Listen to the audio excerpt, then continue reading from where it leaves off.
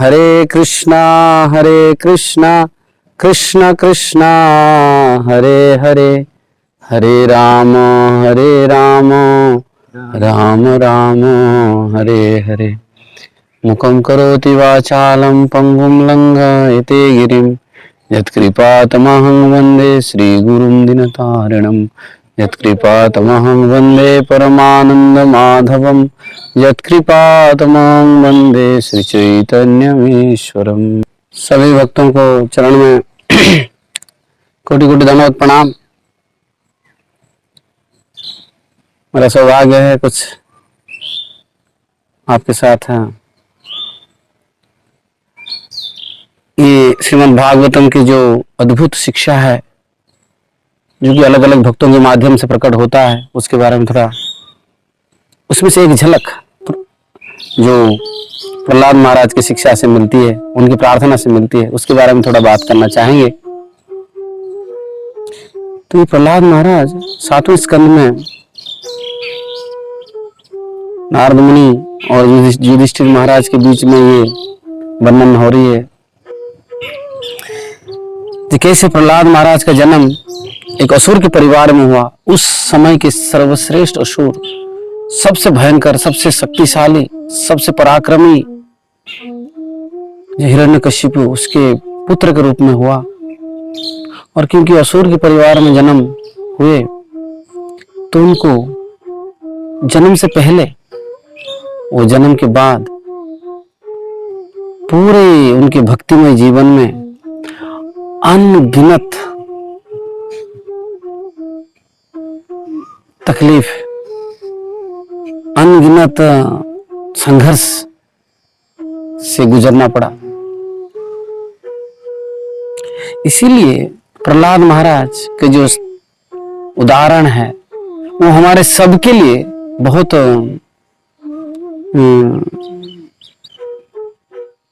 लागू होता है, क्योंकि हमारी भी स्थिति प्रहलाद महाराज की जैसे ही है। हम ये भौतिक संसार में हैं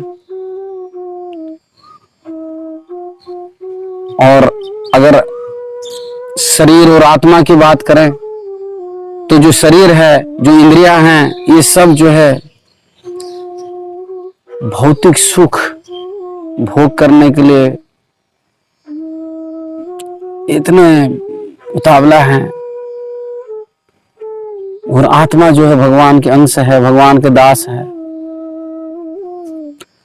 परिवार में देखेंगे तो हमारा परिवार हो सकता है कोई भारतीय पुण्यवान परिवार को छोड़ करके।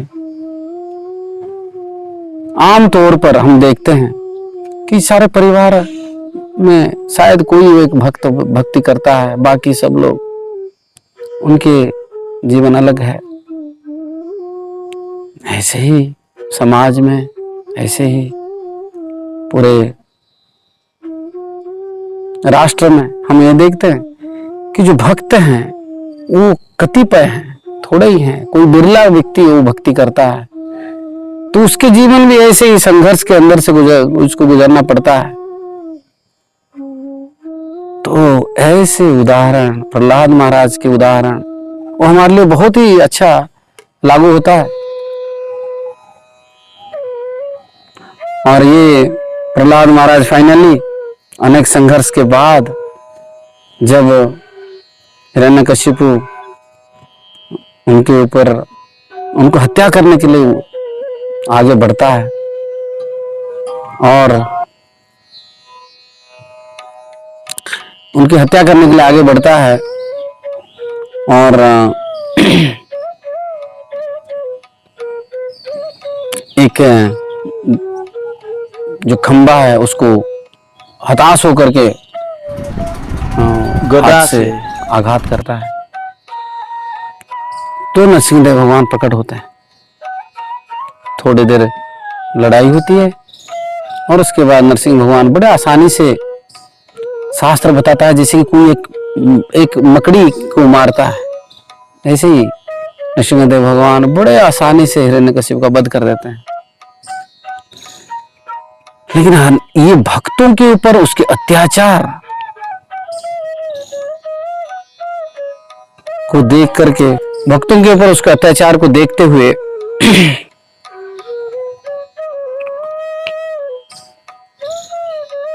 नरसिंह भगवान का क्रोध चरम सीमा पर होती है और वो क्रोध के सामने ये साधारण छोटा सा एक असुर, उसका वध हो जाने से वो क्रोध नीचे नहीं आता है। नरसिंह भगवान पहले जैसे गर्जन करते होते हैं, बहुत भयंकर रूप है उनकी। तो सारे देवताएं तो खुश होते हैं कि ये असुर से तो मुक्ति मिला, लेकिन भगवान के क्रोध को शांत कैसे करेंगे। ब्रह्मा जी सारे देवताओं की तरफ देखते हैं, सब पीछे हट जाते हैं, लक्ष्मी जी की तरफ जाते हैं। लक्ष्मी जी बोलते हैं नहीं नहीं नहीं नहीं, ये तो बहुत गुस्से में है, अभी मैं इनके सामना नहीं कर सकती। तो ब्रह्मा जी प्रहलाद महाराज की तरफ देखते हैं कि देखो आपके लिए ही भगवान प्रकट हुए हैं, तो आप ही उनको शांत कर सकते हैं। प्रहलाद महाराज पूछते मैं इतने सारे देवता हैं, लक्ष्मी देवी, आप स्वयं सारे वेदों के ज्ञाता, इतने सारे ज्ञान रखने वाले, और मैं कहां। तो प्रहलाद महाराज ब्रह्मा जी कहने पर वो भगवान को प्रणाम करते हैं, और जैसे ही भगवान उनको देखते हैं उनके ऊपर इतना खुश हो जाते हैं, उनके सर पर हाथ रखते हैं। भागवतम वर्णन करता है भगवान के स्पर्श से उनकी सारी बुद्धि, पूरे प्रहलाद महाराज के सारे कलमश दूर हो जाते हैं। और फिर प्रहलाद महाराज हाथ जोड़ते हैं और भगवान नृसिंहदेव से बोलने लगते हैं, तो हे भगवान, ये कितनी बड़ी आश्चर्य की बात है, जो इतने बड़े देवताएं हैं इनके सामने, इनकी योग्यता के सामने मेरी क्या योग्यता है। मेरा जन्म तो असुर के कुल में हुआ है, उम्र से मैं इतना छोटा हूं, मेरी कितनी बुद्धि है, लेकिन फिर भी मेरी बुद्धि जहां तक मुझे साथ देगा, मैं वहां तक आपका गुणगान करूंगा। एक्चुअली प्रहलाद महाराज कह रहे हैं, भगवान आप जो मेरे सामने दर्शन दे रहे हैं, इसमें मेरी कोई योग्यता नहीं है, ये तो आपका स्वभाव है, आप समभाव रखते हैं, आपके लिए कोई छोटा बड़ा नहीं है,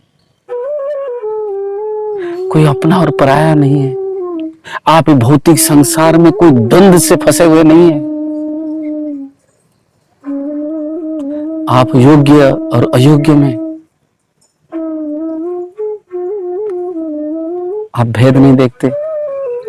ऐसा क्यों है ना? ऐसे परफेक्टली जैसे एक माँ अपने बच्चों में देखती नहीं है कि उसके कितने सारे संतान हैं, लेकिन कोई योग्य है कोई अयोग्य है, जैसे कि माँ अपने बच्चों में कोई भेद नहीं देखती है, ऐसे आप भी भगवान समभाव रखने वाले, इसीलिए आप देखते नहीं है कि मैं कहां से आया, मैं बड़ा हूं, मैं 5 साल का बच्चा हूं, क्या हूं, मेरे में ज्ञान है या नहीं, मेरे में योग्यता है या नहीं, मेरे में शुद्धता है या नहीं, आप ये नहीं देखते। ये आपका स्वभाव है, और उस स्वभाव के कारण आप दैत्य और देवता में, सूर और असुर में आप भेद नहीं देखते। कोई भी व्यक्ति आपको प्रेम करने लगता है, आप ये नहीं पूछते आप कहां से आए, ये नहीं देखते आप उसका बैकग्राउंड क्या है, किस परिवार से जन्म हुआ, ये आपका स्वभाव है।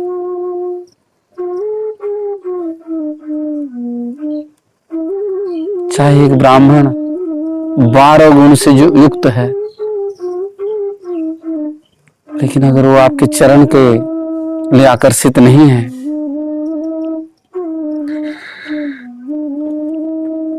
वो आपको जान नहीं सकता है, वो आपको पा नहीं सकता है। और एक चंडाल भले ही उसके जीवन बहुत अशुद्ध परिवार में क्यों ना हो, लेकिन अगर वो आपकी शुद्ध प्रेम भक्ति करने लगता है, आपके बारे में सोचता है, आपके बारे में बोलता है, आपकी सेवा में लगता है, वो आपको प्राप्त कर सकता है।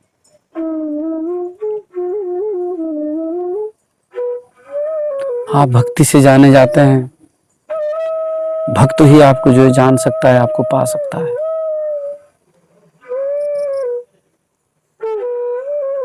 तो ये प्रहलाद महाराज की भजन, ये जो प्रार्थना है, ये शुरू होता है नम्रता से, फिर भगवान की महानता को वर्णन करते हैं, फिर उनका वो प्रार्थना एक मोड़ लेता है। वो बोलते हैं, भगवान मैं एक चीज आपको बताना चाहूंगा, इस संसार में इतने कष्ट है, सारे लोग भौतिक प्रकृति के आग में झुलस रहे हैं,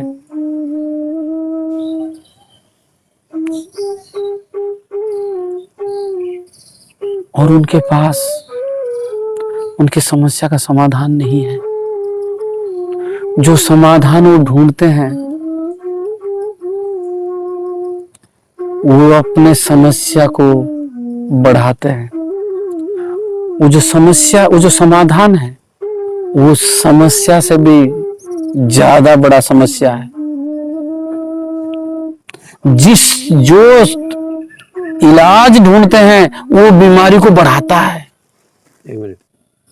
मतलब जो कर्म करते हैं, उनके बंधन को बढ़ाता है। उनके जीवन से वो भौतिक जीवन की अवधि को बढ़ा रहे हैं। उनको पता ही नहीं है उनको क्या करना चाहिए, समाधान के रास्ता उनको पता ही नहीं है। जहां तक मेरी बात है, प्रहलाद महाराज कह रहे हैं, मैं तो इस भौतिक संसार को परवाह नहीं करता। क्यों? मैं कहीं भी हूं, चाहे भौतिक संसार में हूं, मैं स्वर्ग में हूं, मैं नरक में हूं, या फिर मैं भगवत धाम में हूं, मैं तो सिर्फ आपके गुण कीर्तन महिमा, आपके नाम का उच्चारण करके, उसमें मग्न हो करके ये भौतिक संसार की सारे दुख से मैं मुक्त हो सकता हूं। तद्वीर्य गायन महामृत मग्न चित्ता, आपके गुणगान करते करते मैं भौतिक संसार को परवाह नहीं करता हूं। लेकिन एक समस्या है, इस भौतिक संसार में मुझे छोड़ करके अनंत जीव है, जो कि ये माया सुख के पीछे, ये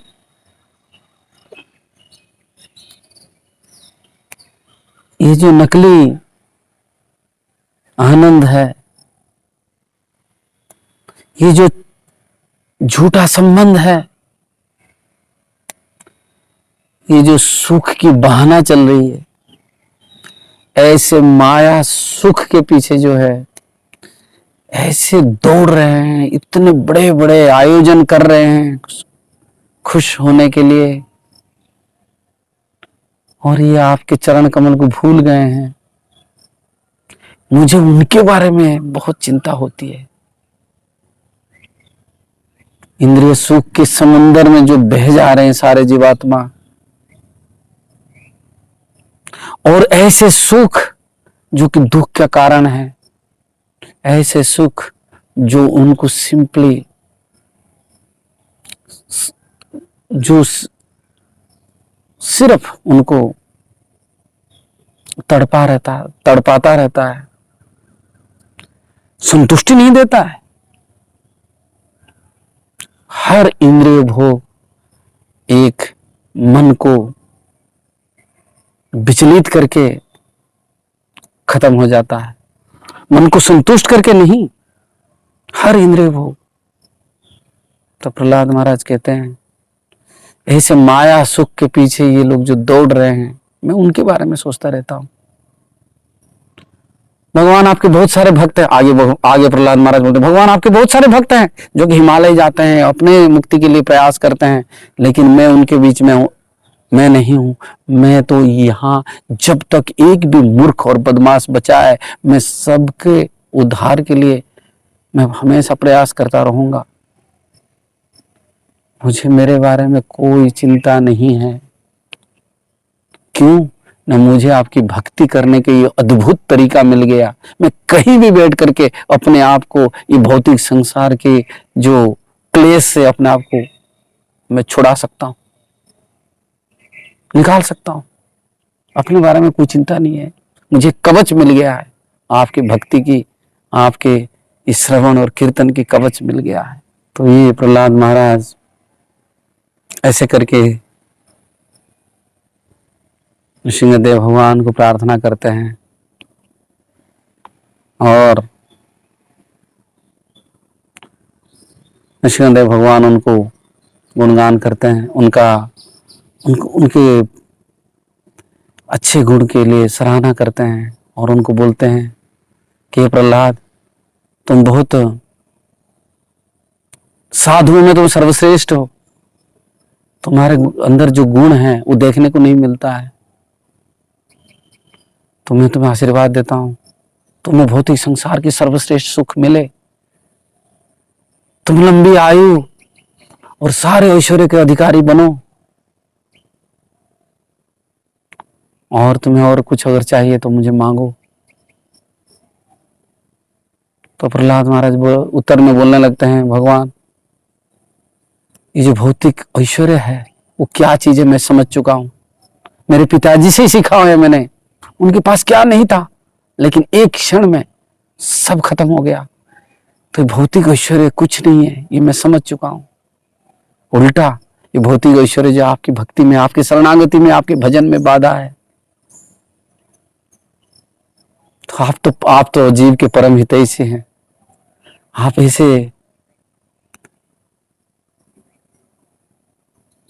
ऐसे धोखे में मुझे मत रखिए, ऐसे माया सुख के पीछे मुझे प्रेरित मत करें। ये मेरे आत्मा के लिए,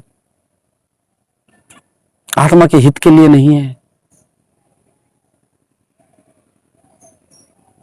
भगवान आप तो वरदान करने में सर्वश्रेष्ठ हैं। मैं सिर्फ आपसे ये प्रार्थना करता हूं जी, मेरे हृदय के अंदरूनी हिस्से में कोई भौतिक इच्छा, काम, वासना की रंच मात्र अवशेष रह नहीं जाए। आप मेरे हृदय के अंदर काम वासना को खत्म करें। कोई भौतिक इच्छा, सारे भौतिक इच्छा से मुझे मुक्त करें। ये प्रार्थना प्रहलाद महाराज करते हैं। और नृसिंहदेव भगवान बोलते हैं,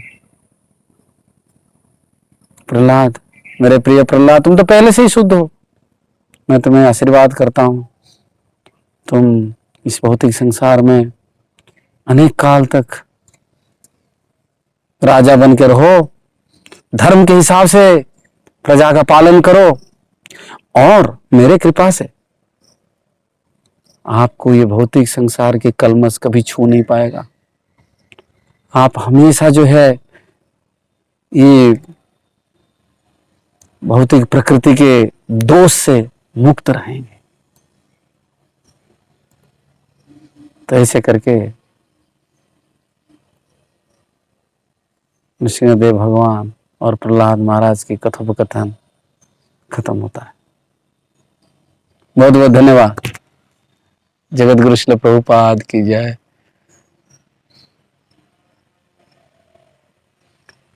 नृसिंहदेव भगवान की जय। भक्त श्री मुनि प्रहलाद महाराज की जय। पत्य पावन गुरु महाराज की जय। निताय गौर प्रेमानंदे हरे। हरे Krishna. take a moment to subscribe and press the bell icon on the YouTube app to never